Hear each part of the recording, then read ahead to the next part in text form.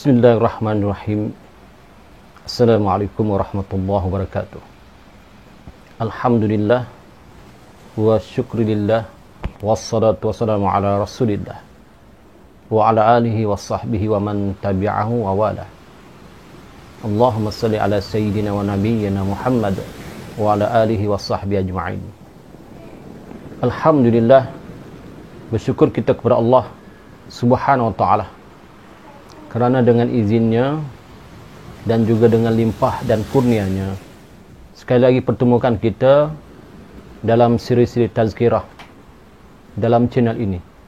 InsyaAllah, moga-moga apa yang saya sampaikan ini dapat memberi manfaat pada saya dan juga kepada para penonton sekalian.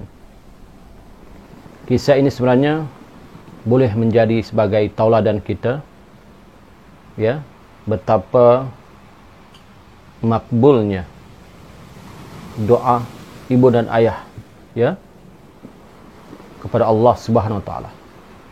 Jadi cerita yang saya nak bawa ini adalah berkisar juga dengan sambungan cerita zikir yang lepas, iaitu berkenaan dengan seorang hamba Allah, kekasih Allah, wali Allah di zaman Nabi Sulaiman alaihissalam, iaitu Asib bin Barqiyah.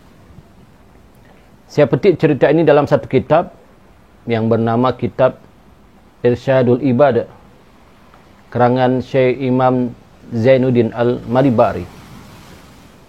Iaitu dalam kitab itu diceritakan bahawa Allah Subhanahu wa taala telah memerintahkan Nabi Allah Sulaiman alaihissalam untuk pergi ke tepi pantai, dan Allah menyuruh Nabi Allah Sulaiman alaihissalam untuk melihat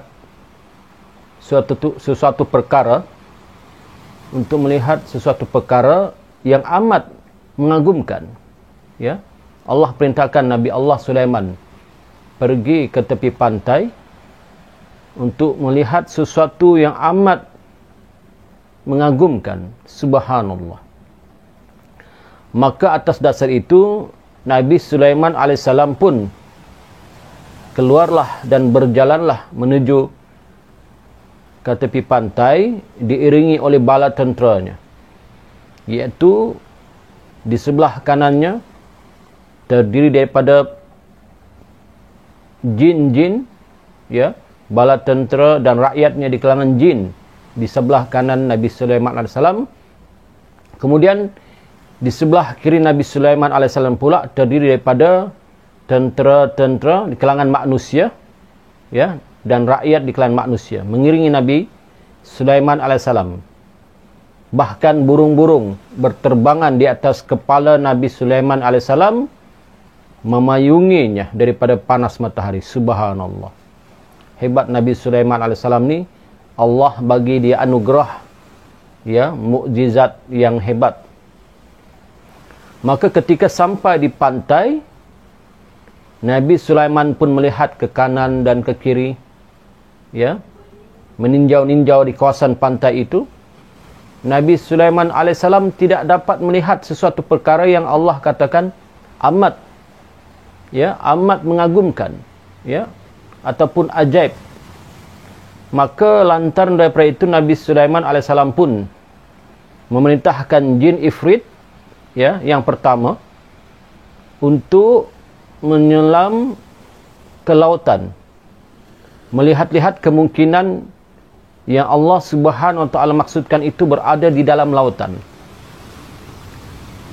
Maka Nabi Sulaiman alaihissalam pun memerintahkan jin ifrit, ya jin ifrit, masuklah ke dalam lautan, lihatlah apa-apa perkara yang mengagumkan ataupun yang ajaib, kemudian maklumkanlah kepada aku. Maka jin ifrit dengan gagahnya, ya, dengan gagah perkasanya pun menyelam ke dasar laut. Untuk pengetahuan para penonton sekalian, jin ifrit ni adalah sejenis jin yang paling hebat, ya, yang paling gagah, ya, di kalangan jin-jin yang lain. Maka menyelam ke dalam lautan. Tak lama kemudian kembalilah jin itu menghadap Nabi Sulaiman alaihissalam dan mengadu. Dia kata, wahai Nabi Allah, aku tidak nampak pun apa-apa perkara yang mengagumkan ataupun yang ajaib ataupun yang pelik, sedangkan aku telah menyelam sejauh mungkin. Aku tak nampak, wahai Nabi Allah Sulaiman. Subhanallah, ya. Jin yang begitu gagah, yang perkasa, tak nampak langsung apa yang dimaksudkan oleh Nabi Allah Sulaiman itu. Maka lantas Nabi Allah Sulaiman memerintahkan lagi jin yang kedua menyelam seperti mana jin yang pertama, melihat ke dasar laut di kawasan pantai itu, ataupun lebih jauh sedikit dari pantai itu, melihat-lihat kalaulah ada perkara-perkara yang mengagumkan. Maka menyelamlah jin ifrit tersebut, iaitu jin ifrit yang kedua, menyelam ke dasar lautan. Subhanallah, kembali juga kepada Nabi Sulaiman alaihissalam dan melaporkan perkara yang sama. Ya Nabi Allah, kata jin yang kedua, aku tak nampak sesuatu pun perkara-perkara yang mengagumkan di dasar lautan. Ya, padahal jin ifrit yang kedua ini telah menyelam 2 kali ganda dalamnya daripada jin ifrit yang pertama. Subhanallah, masih tidak menemui apa yang dimaksudkan oleh Nabi Allah Sulaiman. Ya, kerana gerak hati Nabi Allah Sulaiman alaihissalam tentulah perkara yang mengagumkan itu ada di dasar lautan. Kalau tidak, tidaklah Allah Subhanahu Wa Taala memerintahkan Nabi Sulaiman, ya, ke tepi pantai. Mesti ada sesuatu yang ingin Allah tunjukkan kepada Nabi Allah Sulaiman alaihissalam. Lantas Nabi Allah Sulaiman alaihissalam pun berpaling ke kiri. Tadi di kanan, di kalangan jin, ya, pengikut-pengikut Nabi Allah Sulaiman, tentera-tentera dan rakyat di kalangan jin duduk di sebelah kanan. Kemudian Nabi Allah Sulaiman pun memandang ke sebelah kiri, melihat, ya, siapa lagi yang dilihatnya? Tak lain tak bukan ialah Asib bin Barqiyah yang kita cerita minggu lepas dan kita cerita tadi awal tadi. Rupa-rupanya Asib bin Barqiyah ini adalah wazir Nabi Sulaiman alaihissalam, seorang wazir, ya, orang yang paling rapat dengan Nabi Allah Sulaiman. Bahkan Allah anugerahkan dia satu ilmu, ya, yang mana ilmu itu ditulis dalam kitab, ya. Tentang perkara ini Allah Subhanahu Wa Taala firmankan dalam surah An-Naml ayat 40 tentang bagaimana kehebatan Asib bin Barqiyah, yang mana Allah anugerahkan dia ilmu daripada kitab. Maka Nabi Allah Sulaiman alaihissalam pun memerintahkanlah kepada Asib bin Barqiyah, ya Asib, engkau menyelamlah ke dasar laut dan carilah perkara-perkara yang mengagumkan. Maka Asib bin Barqiyah pun menyelamlah ke dasar laut. Tak lama kemudian Asib bin Barqiyah kembali, tetapi kembalinya bukan dengan tangan kosong, ya, tidak. Asib bin Barqiyah membawa sesuatu perkara yang ajaib, yang pelik, yang mengagumkan, ya, iaitu sebuah kubah. Sebuah kubah yang cantik, yang mana kubah ini, ya, kubah ini di dalam kubah itu ada seakan bilik, ya, berbentuk 4 segi. Yang mana bilik ini setiap sudut persegi itu ada pintu. Pintu yang pertama seperti mana yang diceritakan dalam kitab adalah pintu itu terbuat daripada intan dur. Pintu yang kedua terbuat daripada intan jauhar. Pintu yang ketiga pula terbuat daripada intan zabarjad. Dan yang keempat terbuat daripada yakut merah. Subhanallah, cantik pemandangan itu. Maka inilah yang dimaksudkan oleh Allah Subhanahu Wa Taala, perkara yang mengagumkan, ya, yang Nabi Sulaiman alaihissalam nampak. Tapi tak habis lagi cerita ni, tuan-tuan. Saksikan selepas ini.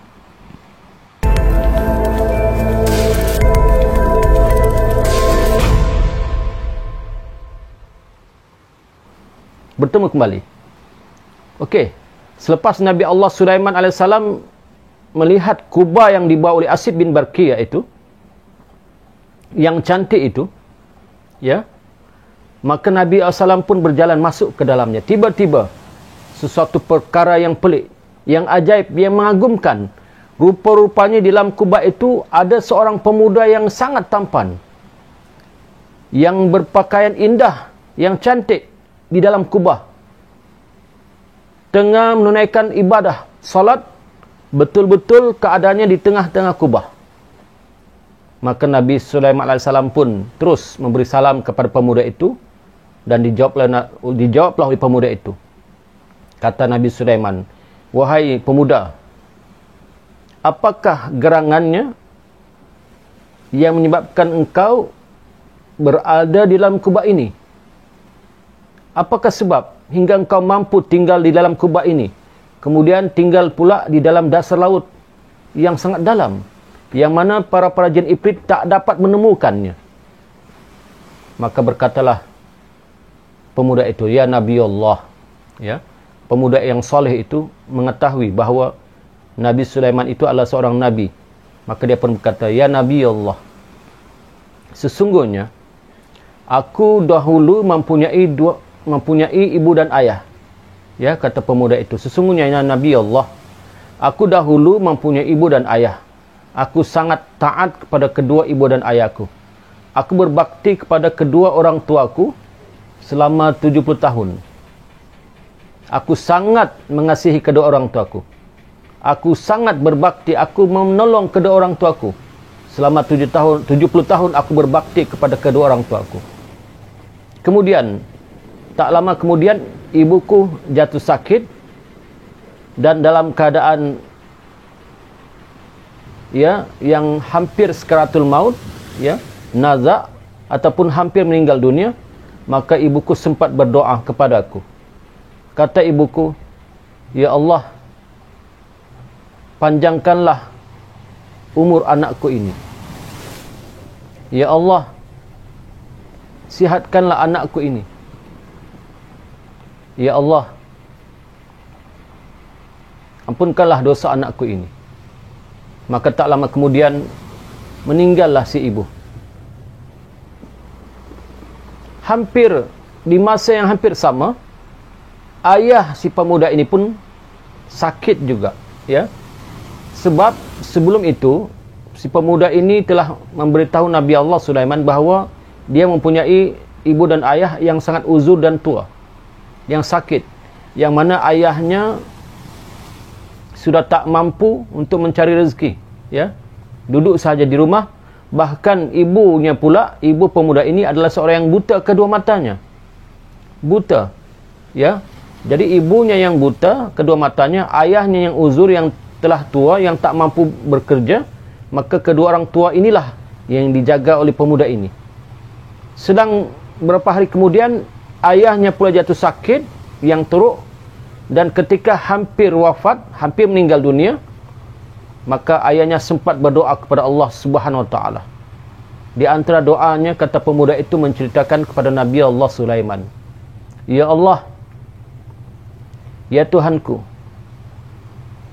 letakkanlah anakku ini di tempat yang tidak diketahui oleh seluruh makhluk, manusia, jin dan syaitan. Letakkan dia di tempatnya beribadah. Letakkan dia tempatnya beribadah di tempat yang tidak diketahui oleh seluruh makhluk, manusia, jin dan syaitan. Letakkan ya Allah satu tempat anakku beribadah kepadamu di tempat yang tidak diketahui oleh seluruh makhluk di kalangan jin, manusia dan syaitan." Subhanallah. Rupa-rupanya doa ibu dan ayah pemuda ini dimakbulkan Allah Subhanahu Wa Taala. Tak lama kemudian maka meninggallah ayah pemuda tersebut. Kemudian setelah dikebumikan, ya, berhampiran dengan ibunya, maka tak lama kemudian, selang beberapa hari kemudian, pemuda ini pun pergilah ke pantai, ya. Pergi ke pantai bukan diperintah siapa-siapa, tapi hati nalurinya pergi ke pantai untuk mencari ketenangan, ya. Pergi ke pantai untuk mencari ketenangan jiwa, yang mana ibu dan ayahnya telah meninggal dunia. Maka ketika ia sampai ke pantai, ya, pemuda ini telah melihat sebuah kubah yang cantik. Kubah yang cantik yang pintunya sedang terbuka. Maka pemuda ini pun melihat kubah yang cantik itu dan kemudian menuju masuk ke dalamnya. Tanpa dia sedari, kubah itu telah dibawa oleh malaikat, diangkat oleh malaikat masuk ke dasar laut. Seperti mana yang Nabi Allah Sulaiman lihat ketika itu. Maka inilah yang diceritakan oleh pemuda itu kepada Nabi Allah Sulaiman alaihissalam. Subhanallah. Maka Nabi Sulaiman pun faham, ya, kenapa pemuda ini diberi keistimewaan oleh Allah Subhanahu wa taala. Kemudian Nabi Allah Sulaiman bertanya lagi, "Wahai pemuda, ketika itu di zaman apakah kamu berada? Ketika itu kamu berada di zaman Nabi siapa yang ada ketika itu?" Maka kata pemuda ini, "Ya Nabi Allah, sesungguhnya ketika itu aku berada di zaman Nabi Allah Ibrahim alaihissalam." Subhanallah. Jauh, ya, perbezaan Nabi Ibrahim alaihissalam dengan Nabi Sulaiman alaihissalam sangatlah jauh. Dikatakan dalam riwayat yang lain, pemuda itu telah berada di dalam kubah selama 1400 tahun. Kemudian bertanya lagi lah Nabi Sulaiman alaihissalam kepada pemuda ini. Pertanyaan ini mesti kita sendiri pun barangkali akan bertanya soalan yang sama. Seperti mana pertanyaan Nabi Sulaiman kepada pemuda ini. Apa pertanyaannya? Kata Nabi Sulaiman alaihissalam, "Wahai pemuda, jadi selama kamu berada dalam kubah itu, di dasar laut itu, bagaimanakah tentang keperluan makan dan minummu?" Nabi Allah Sulaiman bertanya, "Bagaimana keperluan makan dan minummu? Bagaimana ceritanya?" Betul juga kan tuan-tuan? Bayangkanlah berada di dasar lautan, dalam kubah. Kubah itu ada bilik, mempunyai 4 pintu. Ya. Maka macam mana keperluan makanan? Maka kata pemuda itu, "Wahai Nabi Allah, setiap hari datanglah seekor burung membawa makanan kepadaku, yang mana makanan itu besarnya seperti saiz kepala manusia." Subhanallah, ya. Setiap hari datanglah seekor burung membawa makanan kepada pemuda ini. Ya, membawa makanan dan minuman. Makanan itu saiznya seperti sebesar kepala manusia. Besarlah, kan? Kemudian kata pemuda ini seterusnya, dia kata, "Bila aku merasai makanan itu, bila aku makan makanan itu, maka hilang lapar dan dahagaku. Maka hilanglah rasa mengantukku. Hilanglah rasa letihku. Segarlah badanku. Hingga akan menyebabkan aku boleh beribadah kepada Allah Subhanahu wa taala. Masa yang Allah peruntukkan itu aku gunakan untuk beribadah kepada Allah Subhanahu wa taala." Kemudian kata pemuda itu lagi, adapun makanan yang dibawa oleh burung itu, semua rasa makanan ada. Semua jenis rasa makanan ada. Subhanallah. Begitu cerita pemuda itu. Kemudian soalan yang terakhir ataupun pertanyaan terakhir yang ditanya oleh Nabi Allah Sulaiman kepada pemuda ini, "Wahai pemuda, sekarang saya bertanya," kata Nabi Sulaiman, "Wahai pemuda, sekarang saya nak bertanya, apakah kamu ingin hidup bersamaku sekarang ini ataupun kamu ingin kembali ke tempatmu semula, iaitu ke dasar lautan?" Maka kata pemuda ini, "Ya Nabi Allah, aku ingin kembali ke dasar lautan, ke tempat beribadahku. Tolonglah ya Nabi Allah, hantarkan aku kembali ke sana." Maka permintaan pemuda ini diizinkan oleh Nabi Allah Sulaiman. Lantas Nabi Allah Sulaiman pun menyuruh kepada Asib bin Barqiyah yang tadi, yang wazir Nabi Sulaiman, untuk membawa kembali kubah itu ke dasar lautan. Subhanallah, ya. Subhanallah. Akhir cerita ini, ya, ataupun sebagai iktibar ataupun sebagai suri tauladan cerita ini menggambarkan bahawa betapa hebatnya doa ibu dan ayah kita, tuan-tuan. Ya, betapa hebat doa ibu dan ayah. Hinggakan doa ibu dan ayah itu dimakbulkan oleh Allah Subhanahu wa taala. Lagi-lagilah kalau ibu dan ayah kita itu seorang yang baik, seorang yang soleh. Ya. Sedangkan ibu dan ayah jika dia berdoa ya pada Allah SWT sekiranya walaupun dia tidak soleh pun Allah terima, walaupun ibu dan ayah itu tidak soleh lah, tapi kalau dia berdoa sungguh-sungguh pada Allah SWT, ibu dan ayah yang telah tua, yang uzur, berdoa untuk anak-anaknya, insya-Allah dengan izin Allah dimakbulkan. Betapalah kalau ibu dan ayah kita itu seorang yang baik, ya, seorang yang soleh, lagilah dimakbulkan oleh Allah SWT. Jadi akhir cerita, tuan-tuan, sebagai iktibar daripada kisah ini, ya, marilah kita sama-sama, ya, sama-sama kita mentaati kedua orang tua kita. Selagi orang tua kita masih hidup, marilah kita sama-sama berbakti kepada kedua orang tua kita. Ya, kerana ibu dan ayah kita lah yang menjaga kita sejak kecil. Doakanlah mereka selalu. Setiap kali kita selesai solat, setiap kali kita selesai menunaikan solat, doakanlah mereka, ya. Doakanlah mereka, moga-moga doa kita itu juga dimakbulkan Allah dan selamatlah ibu dan ayah kita. Kerana, tuan-tuan, akan berlaku nanti dipanggil kisas, ya, yang mana kita pula nanti akan menjadi tua. Saya dan tuan-tuan pula akan menjadi tua dan kita pun nanti akan mempunyai anak. Dan begitulah seterusnya. Bagaimana perasaan ibu dan ayah sekiranya anak tidak taat kepadanya? Bagaimana perasaan ibu dan ayah sekiranya anaknya derhaka kepadanya? Subhanallah, tuan-tuan, ya. Jadi saya rasa cukup setakat itu tazkirah kita pada kali ini. Pertama sekali saya memohon ampun dan maaf sekiranya bahasa saya tidak tersusun, ya, tidak tersusun dengan baik, dan sekiranya saya terkasar bahasa, tersilap kata. Sesungguhnya yang benar itu datang daripada Allah SWT, dan yang salah dan silap itu tentulah datang daripada kelemahan hawa nafsu saya sendiri. Saya sudahi dengan wabihi wallahu alam. Assalamualaikum warahmatullahi wabarakatuh. Bertemu lagi.